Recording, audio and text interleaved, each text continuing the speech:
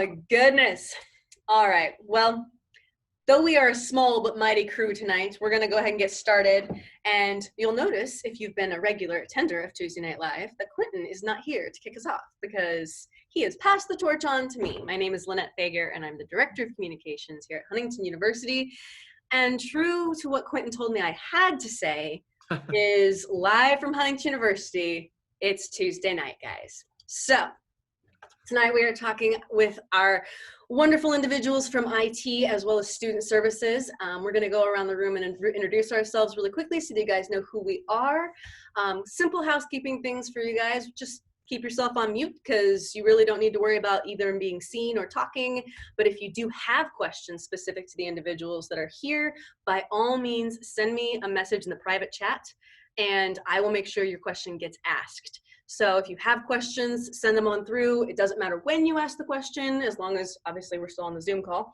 I will make sure that those kind of get queued up in so that our wonderful individuals can answer them for you. So I'm just going to introduce a couple people. That way you know who's all here. Let's start off with our fearless president. If she's still here, her video just went away, so maybe she's not. And president and puppy in charge.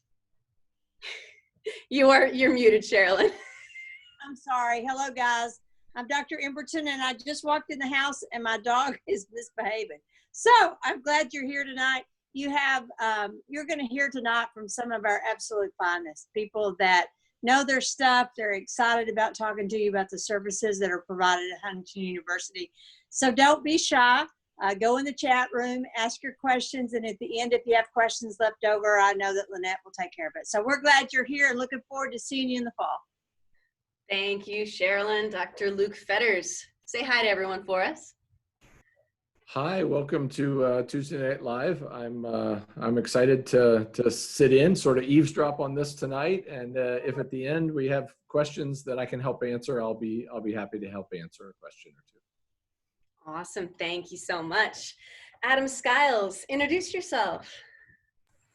I'm Adam Skiles. I'm the Chief Information Officer for Huntington University. Oversee IT services, which supports all locations, all students and all employees throughout Forresterland. Forresterland, love it. Heather St. Peters, say hi to us. Well, hello, everyone. And of course, welcome to Tuesday Night Live. I'll make sure that I follow the trend. I'm director of the Friesen Center for Service and Experiential Learning. And so we have blended some opportunities for you, and I'm excited to share them this evening. Awesome, thank you so much. Erica Marshall, say hi to us.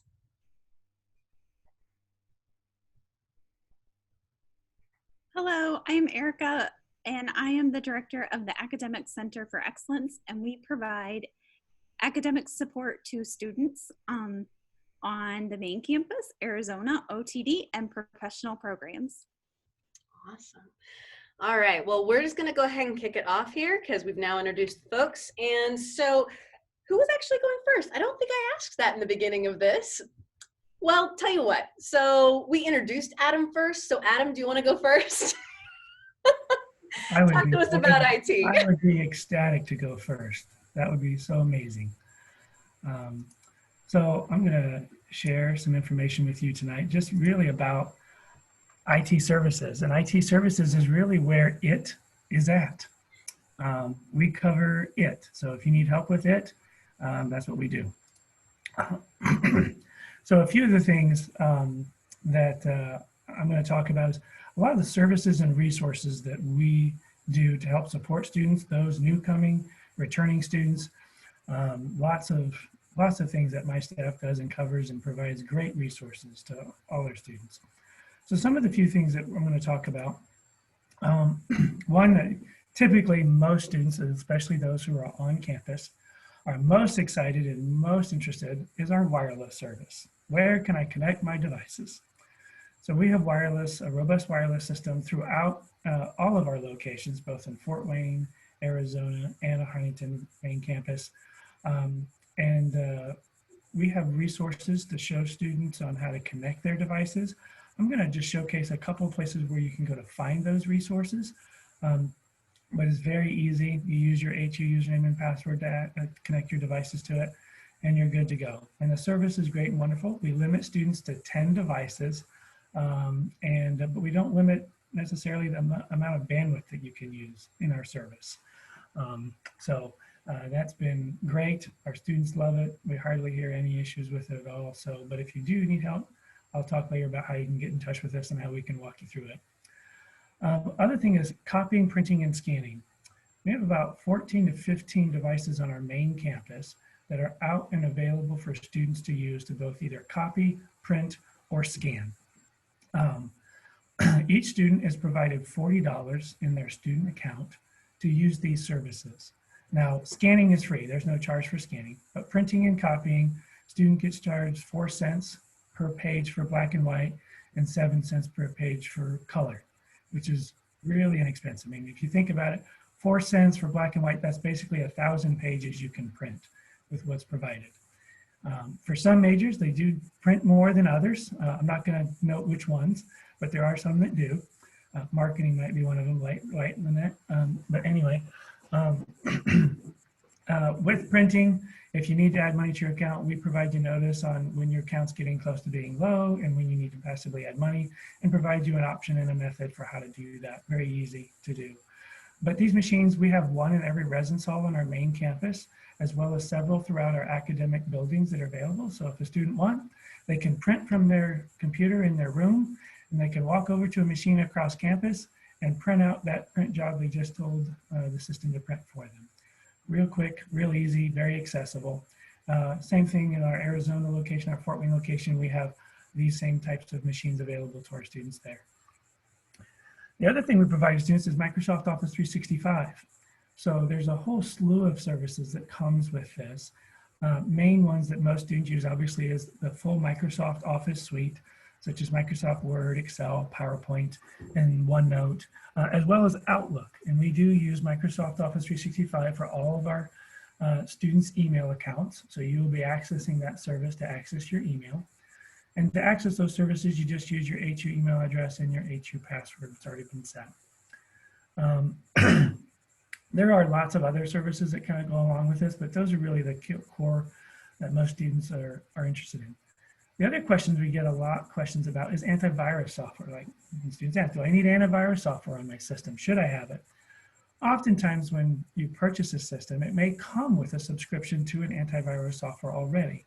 Many do. Some come with a year, some come with 3 years, depending upon what you purchase and how you purchase and who you purchase it through. What we ask is that students at least have a piece of security software on their system that has an active subscription, meaning that your software is able to receive current updates to it to help protect against the most current threats that are out there. For those students who don't have a subscription or don't have that software on their system, or perhaps they had one, but maybe now their subscription is expired and they don't want to pay to renew it, HU also provides this same service. We have a product called Sophos Endpoint Security, and that we provide to all of our students at no cost. That's just a service we provide you. You're welcome.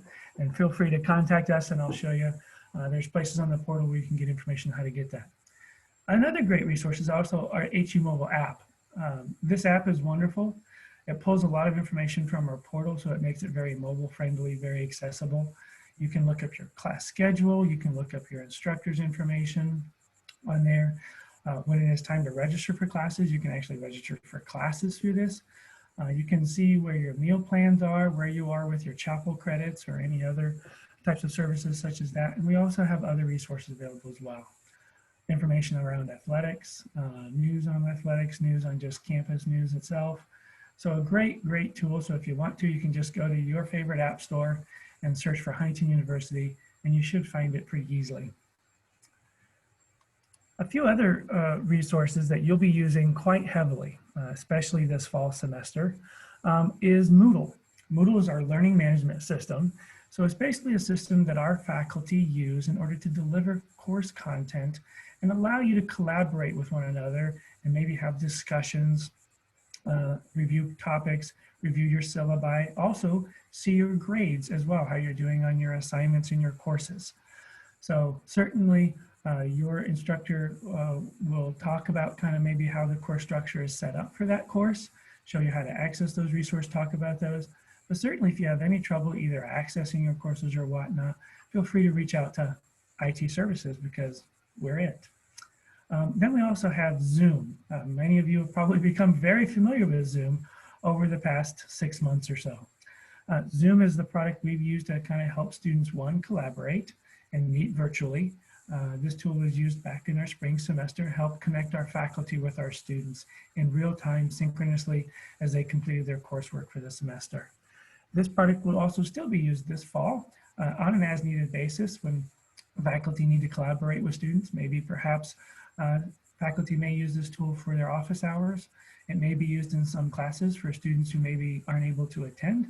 Zoom might be an option for you to be able to meet a course or whatnot. Certainly your faculty will kind of direct you on what services are used and how to access those and how to get to those. Zoom is also available for students to use on their own. We provide a free basic account to all students for Zoom. This allows you to have meetings one-on-one with another person for an unlimited amount of time, or meetings of 2 or more people for up to 40 minutes. And again, this is free. You can log in and we have resources that show you how to get to there. Microsoft Teams is another collaboration tool. This is a great tool where you can chat, share files, and do many other things. So certainly that's another tool, and that is part of the Office 365 suite as well. Adobe Creative Cloud is another big one. A lot of our School of the Arts majors use a lot of the software in this tool. Typically the cost for this is pretty expensive, but we have gone, we typically provide this at a cost that is half the cost of what typically the student would pay for educational pricing. So it's not just standard educational pricing. We charge you half of what that educational pricing is. So you can pay for either $60 per semester or $120 for a whole academic year, and that gets you the full suite. And that includes Adobe Photoshop, Adobe After Effects, Adobe Premiere, Adobe Illustrator, and many of the other products, Adobe Edition. So the full suite is available through that. We also have a service called eAcademy, which has many other software titles or other things you may want to use at severely and substantial discounts. So certainly you have a chance, and maybe there's a certain tool that you would like. Some students, especially those who are doing statistical analysis for research or other things, there are a lot of great tools in there that you can use to assist you in that process of analyzing your research data. The other piece I want to talk about today is the campus portal. This is going to be a very close friend of yours throughout your time here at Huntington University. And I ask you to really become familiar with it. And I'm going to actually share my screen and show you the portal here in just a moment. But just a few of the things that are available via the portal. One, a lot of your academic records and academic information, how to register for classes, registering for classes, what your current class schedule is. All of those pieces are there. The final grades for your courses are all posted in there at the end of a course when your faculty member submits final grades for the course. Financial information, both from the business office and also from financial aid, are available to you there, as well as any tax pertinent documents that you may need at the end of a calendar year for your IRS tax filings. And there's just a whole slew of other resources, both from student services, from IT, as well as others, okay? So, and there are helpful links in this portal that also should provide you links to common resources and tools. And then of course, lots of information for IT services. So I'm gonna go ahead and stop sharing this presentation right now, and I'm gonna share with you the portal so that you can just get a feel for some of the pieces that are available to you there, okay? So just a quick preview. This is kind of a logged in user into just as if you're a student. When you're logged in as a student, what you'll see is you'll see a list of quick links off to the left here of all different kinds of resources. Links to get to the IT help desk if you need help, to do a maintenance request if you have an issue, if you're on campus, you have an issue with your room, you can actually submit a maintenance request. Typically, we ask you also kind of communicate that with your RD or your RA so they're aware of any issues that are occurring in the facility you might be in. The emergency notification system, this is how you can go to get to sign up for an emergency notification system, how to reset your password, access to Moodle, email, Zoom, some of those resources we already talked about, okay? But other things in here, you'll see also here the list of my courses. This will open up that course in Moodle as soon as your faculty member makes it available to you. So a great quick link there for those kinds of things. Also, this is under the Students tab is where I'm at. So in the Students tab, you also see your class schedule, registration, all kinds of other things. So certainly you want to take a look at those. And as you can see, here's where it is at. And under IT, we have lots of resources available for you on how to get some of these tools, such as the Microsoft Office suite I talked about, how to get your copy of Adobe Creative Cloud, going to eAcademy, how to get our antivirus software, how you do that, information about email, about printing. We also have information that walks you through steps of how to connect all your many devices you may either bring to campus or you may have with you at home to our wireless service when you're on campus. Okay, so there are lots of clear instructions on walking you right through the process on how to do that. Okay, so that's just a quick little tour of that piece of the portal. I'm going to also show you real quick. Let me jump back in here for you.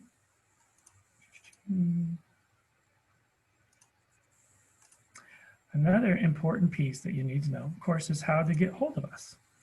And the best way to get hold of us is to either call us, and if you're using a campus phone, then you can actually call us just by dialing help on the phone, 4357. You dial help, it goes directly to our help desk, and then my staff is there to assist you with any issues or concerns or questions that you might have. If you're using your cell phone, then here's the full number here on how to contact it. And also you can just email us at helpdesk@huntington.edu. That goes directly to our help desk. And then they'll respond in a very quick fashion to get your issue or your question addressed.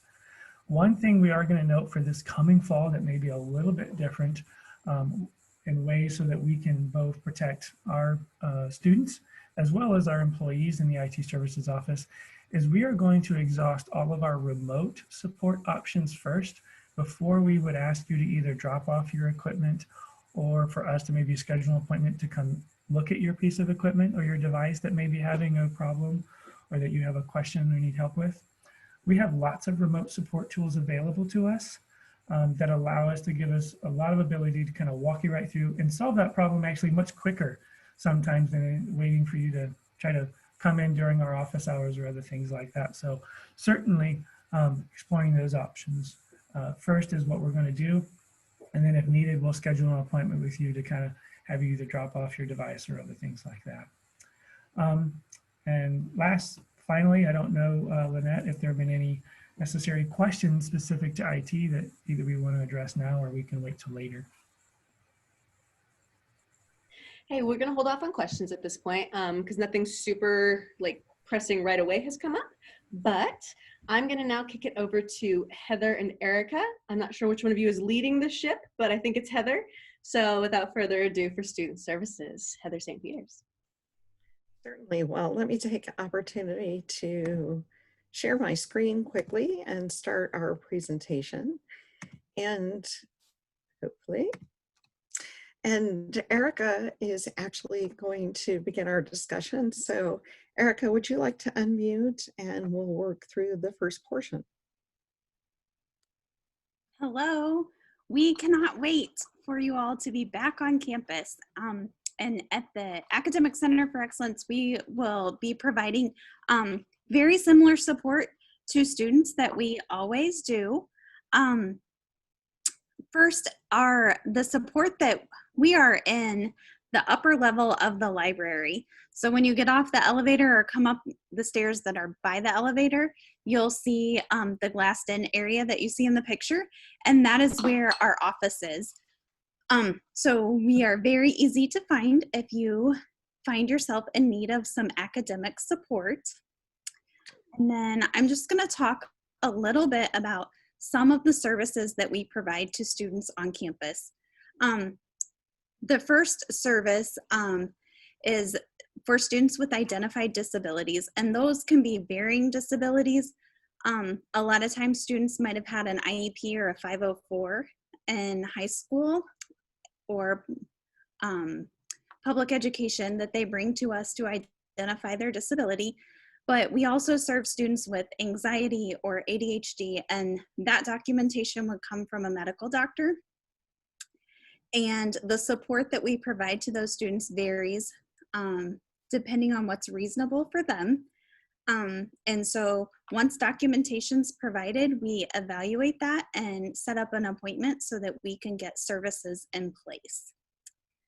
We also offer tutoring that is free for all students. So if you are struggling in a class, we would be happy or thrilled even to find you support so that you can do well in that class. And it doesn't have to be that you're failing and you want to pass the class. You can be getting a B and want to get an A, and we want to support you in that goal. So there's a form online in the portal that Adam just talked about, and you fill out that form and it comes to my office, and then we will begin to find you a tutor and be in contact with you. And you don't have to worry about paying for that tutor. We take care of all of that for you. And then we also offer support with the Writing Center. Historically, that has been a drop-in. We put the hours in the coffee break.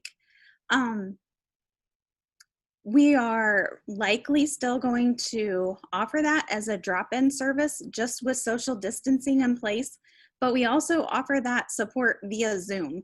And that's nothing new since virtual. We have done that for students because not everybody can get on campus during those Writing Center hours. So we will continue to offer that support. We also do CLEP and DSST testing. We are going to continue to offer that to students.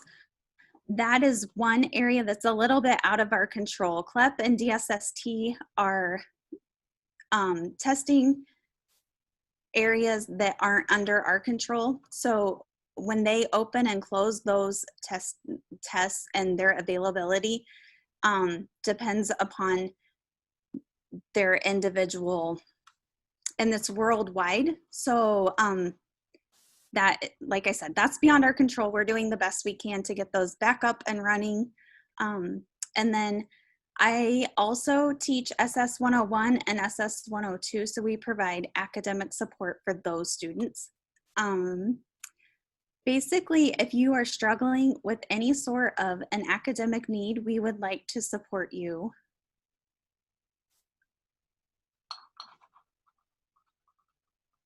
And I think, Heather, you can, I think.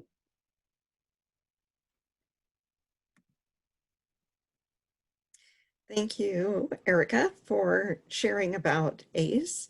And I'd like to take a little bit of time to talk to you about the Friesen Center. And the Friesen Center has recently merged with the Enterprise Resource Center and Study Abroad to provide one set of services to Huntington University students. And as I advance my screen, you're going to hear the sound of a laser, and just pretend it's Star Wars and we'll all. Right now, the Friesen Center is actually located in the Student Life Office of Lobren. We do have a student office as well that's in the main floor of Livingston Hall. So you can find our student leaders in that location. And if you would like to sit down with me or Martha Smith, who helps with career services, you would find us in Lobren. In terms of the services that we provide, we have a number of volunteer opportunities for our students. And the reason that I personally believe this is important is that any type of practical experience that you have during your time at Huntington University actually helps to translate your skills and experience into the workplace. So we really encourage our students to embrace our service portion of the institution. Now, we do this in a number of different ways. We have fall and spring work days where we arrange with different organizations to create volunteer projects for our students. And that's usually a 2 or 3 hour commitment during the fall and spring semester. But then for those of you who are looking for more consistent volunteer hours, we have what we call Service Saturdays. And Service Saturdays might be going to a location and painting, and it might be doing a number of different projects. For this year, we are going to be concentrating either on activities that we can do outside or virtual activities. So my current student leadership team is investigating all kinds of ways that we can do virtual volunteerism. Blood drives are something that Huntington University is really committed to. We work with the American Red Cross to sponsor these blood drives on campus to make it readily accessible and available to students. And it's an easy way for Huntington University students to get involved with the community. This is particularly important during COVID, so we really encourage students to participate. You Can Crush Hunger is a regional activity where we collect canned food goods to send to local food banks. We compete against a number of different universities in our region, and it's, again, one of those volunteer opportunities that's very easy to get involved in. Operation Christmas Child, most people have been exposed to this in their churches. We do sponsor this on campus as well. Now, during typical years, we would provide an urban plunge where we went to a major urban setting. We would also have fall and spring break trips as well as mission trips. And as soon as we are able to develop these and sponsor these, we will dive right back in. But due to COVID regulations, we're being really creative about how we go about sponsoring volunteerism and housing volunteerism. And right now, some of those activities are just not as readily accessible to us. In terms of the experiential learning component, we offer job shadows, practica, and internships to Huntington University students. And we've recently developed a new system for this. So you can go online, and I'll go ahead and do a little clicking here. And you can let me know, Lynette, can you see a different screen? Nope. Well, so much for sharing readily.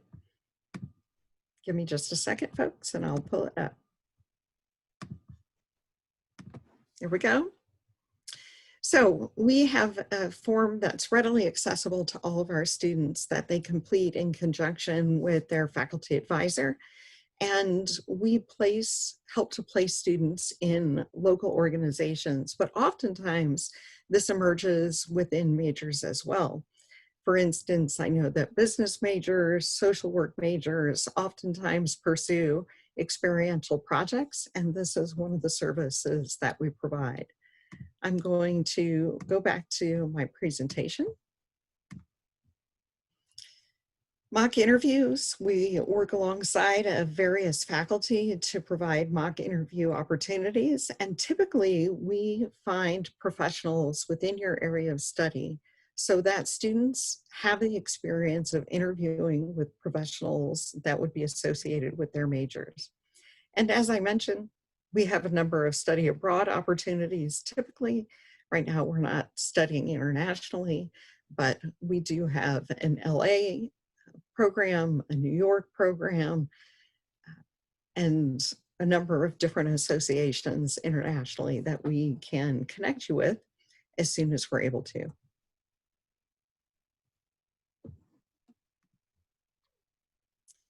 In terms of additional resources, the Friesen Center now has experiential learning portfolios. Every time you participate in an internship or a mock interview, we take the assessment forms associated with those experiences and we place them in an individualized portfolio so that you can readily access the information and include that in your resume or use that in preparation for interviews. We also have some partnerships that I think are really crucial for students to recognize. We work with Ascend Indiana, and this is an internship and job placement organization helping students to finalize their resumes and then trying to work with students and organizations to connect. So if any of you have ever been on a dating site, it works similarly to a dating site. With ACE, we have a number of resources available to you for those last couple weeks of the semester. We know that you're headed home for Thanksgiving and that you'll continue to stay at home through the Christmas holiday. So Erica and I have spent time developing online learning study tips. Pardon me while I switch screens again.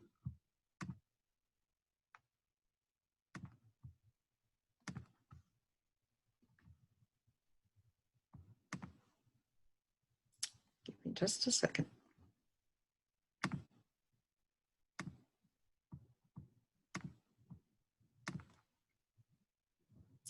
This resource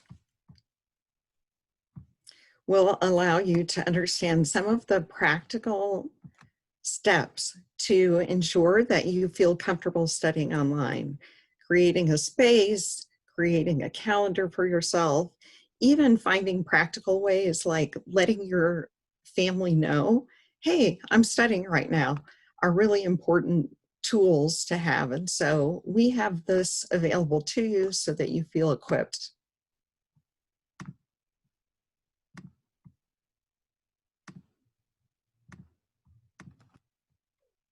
We've also been working with student development to provide more resources to better understand your strengths and how you can use those strengths in your academic development as well as your professional development. So if you contact the Friesen Center at huntington.edu, I can provide you a number of different links that allow you to explore your strengths. We also have guides online now so that you can better understand how to develop yourself personally and professionally as you go through your academic experience at Huntington University. We've worked with student development to provide some of the content information, but a lot of it just highlights the resources that are available to you through the Friesen Center. So as I mentioned, we have contact information that's really easy to remember. ace@huntington.edu is how you would contact Erica. And of course, you can contact me, Heather St. Peters, at friesencenter@huntington.edu. Thank you so much. That was helpful and interesting, and I even still learned some things, and I've been here for a while. So kind of as everything continues to shift and as we keep on figuring out what this looks like. So honestly, hold on, we have a question or two coming in here still. What will it look like to have volunteer opportunities this fall is a question we just received. I'm guessing that's going to be a Heather question. That's a Heather question. So let me tell you about some of the ideas that we are talking about as my leadership team comes back to campus.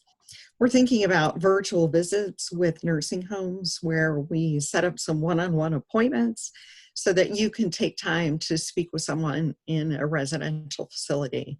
It keeps you safe, it keeps the residents safe, but it still allows for that vital connection. We're exploring things like recording reading online and allowing that to be distributed to either nursing homes, or maybe we would partner with academics to allow for that kind of opportunity. We've even been toying around with the opportunity of doing some online video gaming. I'm not quite sure how that's going to work, but it is a popular pastime for a number of our students. And if we can find a way to do that through volunteerism, I think it's all the better for everyone. So again, some ideas, but we're learning as we go. I'm guessing there are a decent number of students who'd be interested in volunteering quite a bit if you told them that they could play video games to do it. So, I really hope that's true. that'll be really interesting. I'm going to speak for most students, I think, when I say that you probably should continue to pursue that one on some level. Okay, great. I'm going to guess this is a question for Erica.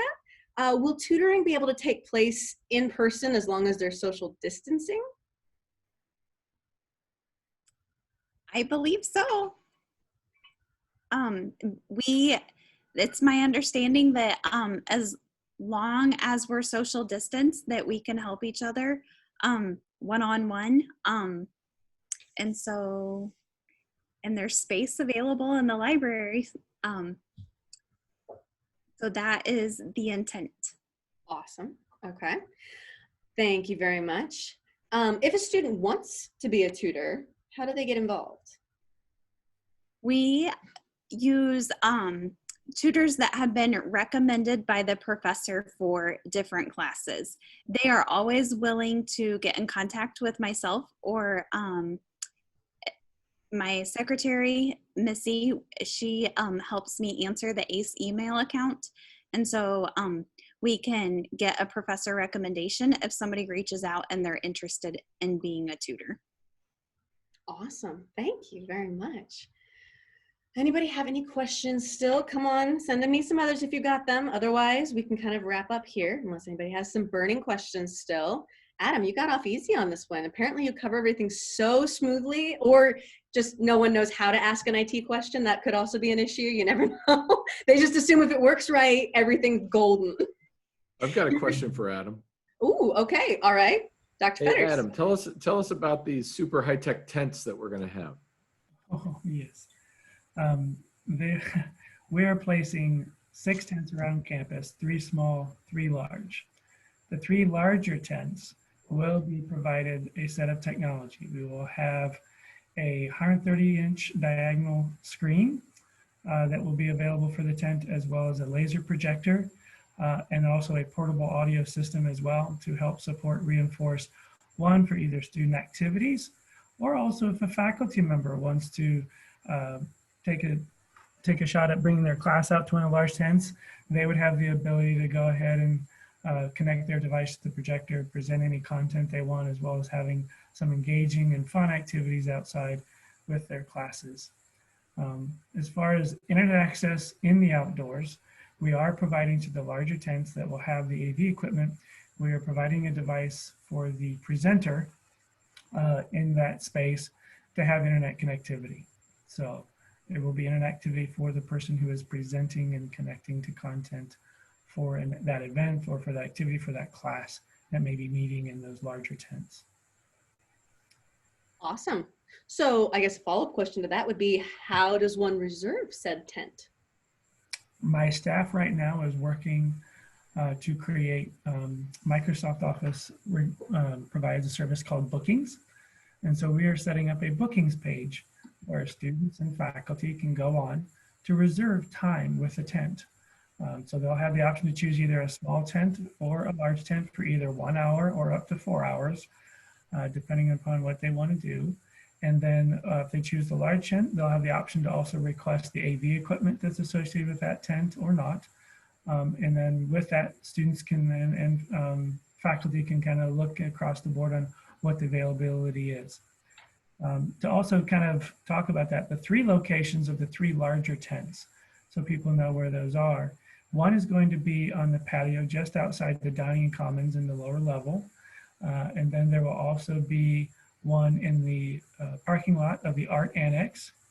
And there will also be one in the parking lot between Becker Hall and the Roush House.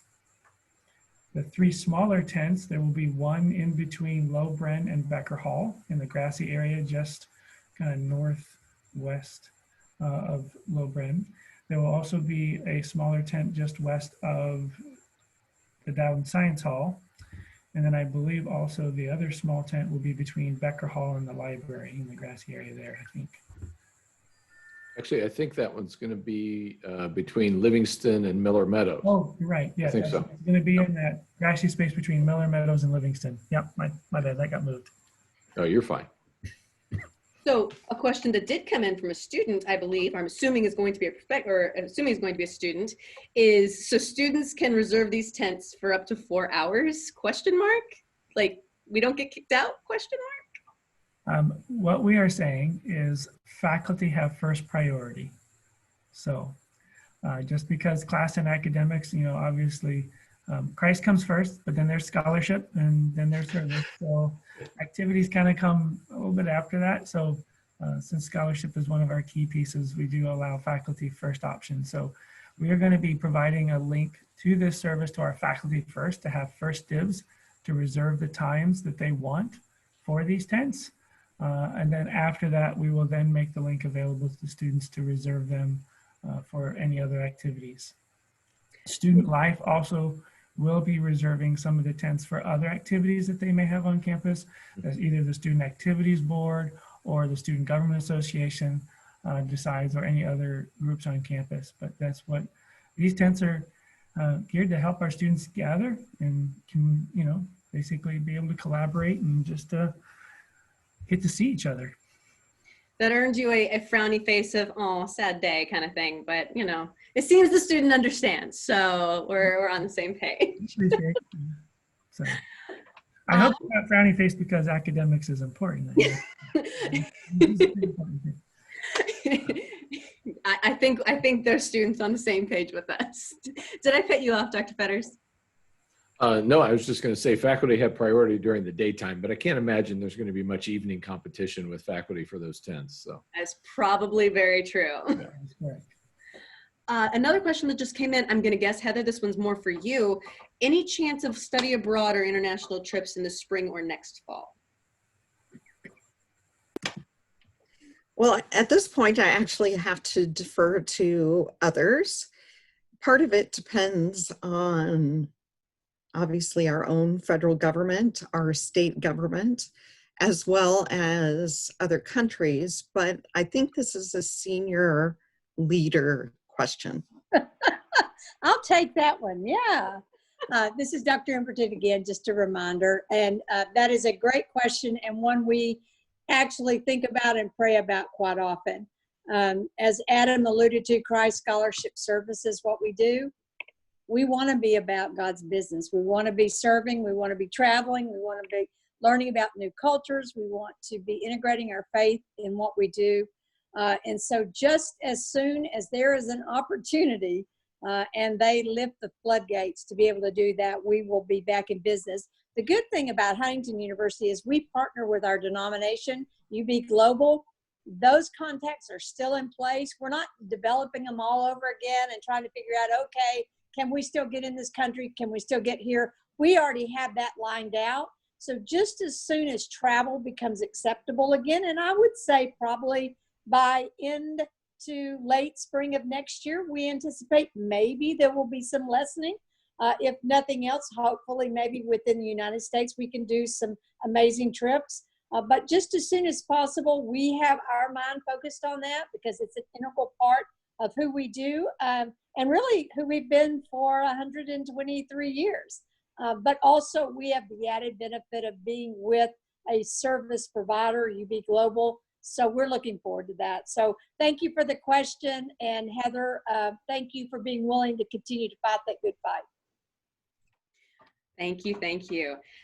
Okay, I think we've kind of answered all our questions, unless somebody's got one more burning question that they need to type in chat. Otherwise, any final thoughts from any of the individuals who spoke this evening? Any final words of wisdom or thoughts that you want to share with our students who are coming back in just a few weeks?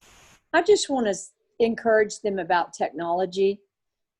Sometimes we come from one environment to the other and we feel pretty good about our technology skills.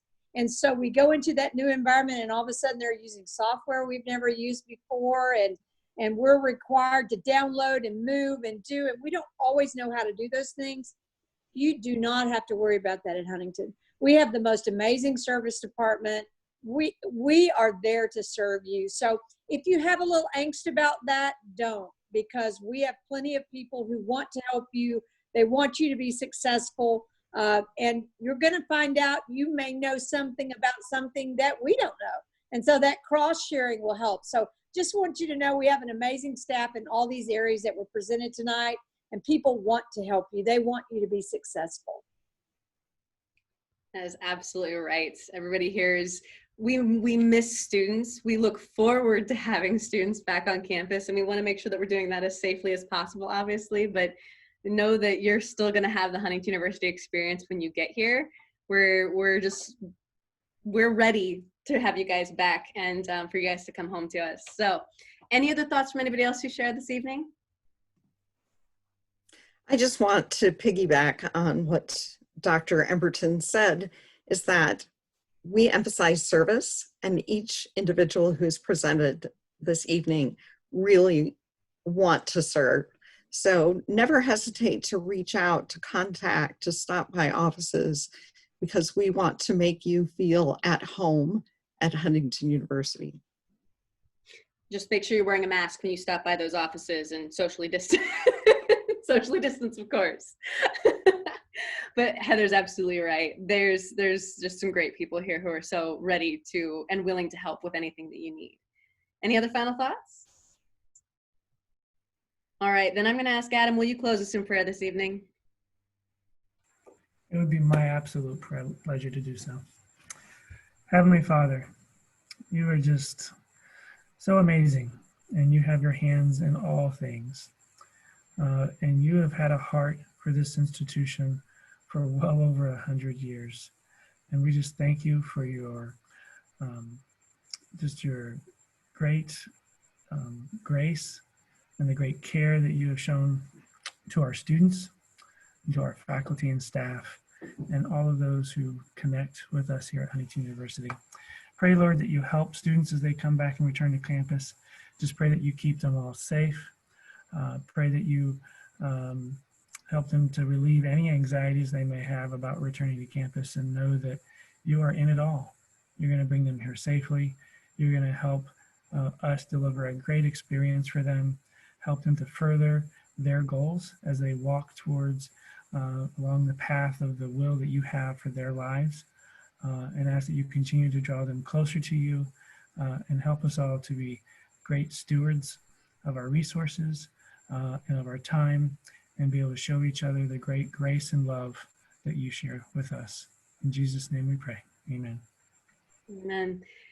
Thank you all. Have a wonderful evening, and join us for the next Tuesday Night Live, which will be just a week from today.